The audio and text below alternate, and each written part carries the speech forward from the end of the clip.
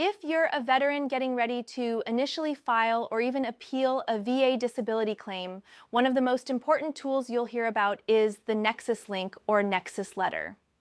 A Nexus letter is a medical statement written by a qualified healthcare provider that links your current diagnosis to your military service.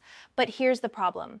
Nexus letters can often cost hundreds of dollars, sometimes $500 or more, and many veterans don't have that kind of money to throw around. The good news is that there are strategies to get a Nexus letter for free or at very low cost, and today I'm going to walk you through exactly how to do it, how to leverage your medical insurance to cover the cost, and what to watch out for in order to make sure your Nexus letter actually holds weight with the VA. I'll also explain why just having a Nexus letter does not guarantee service connection, because the VA uses what's called the Caluza Triangle when making decisions, and the Nexus is only one piece of that puzzle.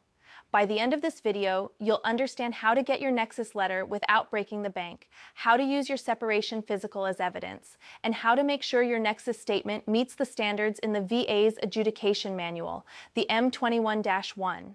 Let's start with how to actually get a Nexus letter for free or low cost. One of the most effective strategies is to use your medical insurance. Many doctors will charge separately for a Nexus letter if you request it outright, sometimes $200, $300, or even more.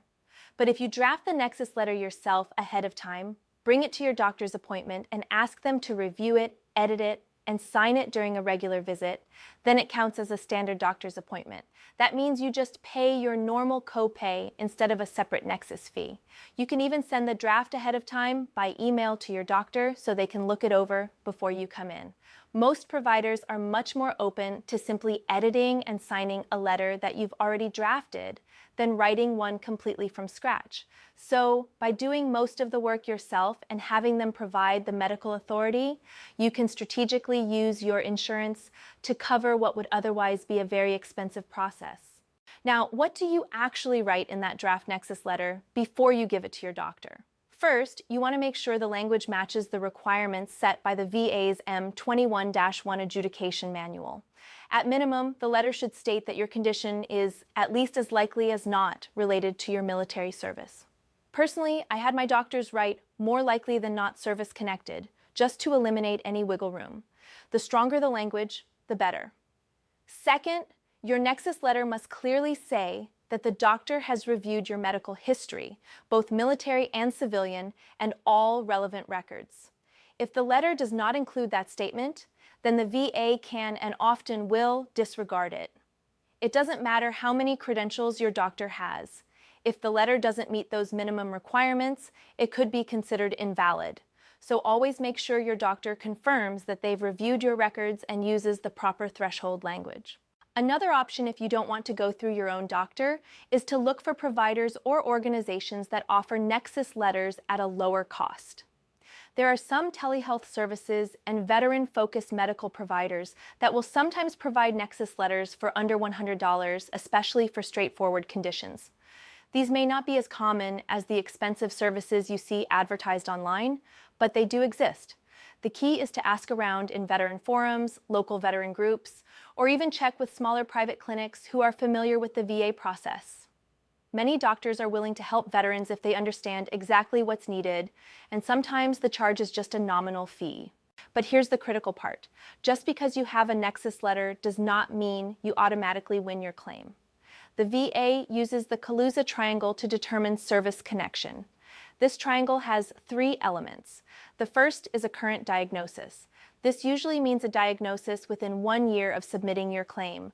Although even if your diagnosis is later, you can still prove service connection if you have enough supporting evidence. The second part of the triangle is an in-service event, illness or injury. That's where your service records, buddy statements, and your personal statement come into play. You can use VA Form 21-1021 to submit a lay or witness statement from someone who served with you and can verify your condition or the circumstances that caused it. You should also submit your own personal statement describing your symptoms, your history, and how your condition is connected to your service. And of course, if you have medical records from your service that show complaints, treatments, or even just documentation of the event, include those as well. The third part of the triangle is the nexus itself, the medical link that ties your current diagnosis to the in-service event. You need all three parts of this triangle for a successful claim. Missing any one of them can cause your claim to be denied, no matter how strong the other two are. Now, let's talk about how you can use your military separation physical to establish a nexus. During your separation health physical examination, your active duty provider has the opportunity to annotate whether your conditions are service-connected. In the comments portion of your separation physical, your doctor can write a statement linking your diagnosis to your service. That statement is extremely powerful because it's coming directly from a military primary care provider, and it's part of your official service record. Even if you're filing a VA claim more than 1 year after separation, which is past the 1-year presumptive period, that nexus statement still holds weight. It can be referenced in your personal statement and used throughout the appeals process if your claim is denied. In fact, because it's signed by an active duty provider at the time of your separation, it carries a lot of credibility in the eyes of the VA. After separation, however, it is strongly recommended that you seek nexus letters from private doctors rather than VA doctors. The reason for this is simple. The VA has a conflict of interest. A VA doctor works for the same system that's adjudicating your claim, so their willingness to write a strong nexus in your favor may be limited. Private doctors, on the other hand, don't have that conflict and are often more willing to state the connection clearly. In my own experience, my private doctors didn't trust the VA to get my rating right the first time.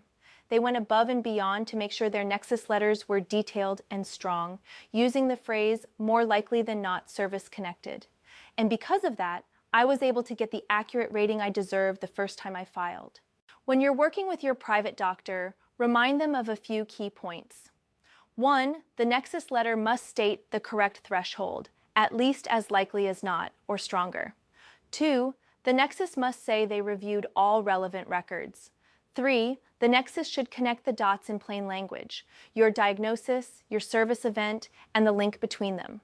If your doctor isn't sure how to write it, that's where drafting it ahead of time and letting them edit it becomes extremely useful. Not only does this save you money, but it also ensures the letter actually meets the VA's requirements under the M21-1.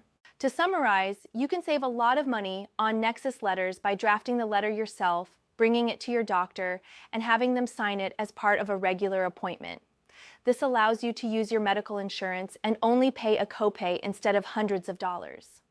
There are also options to find nexus letters under $100 from smaller clinics or telehealth providers if you do some research. Remember that a nexus is just one part of the Caluza Triangle.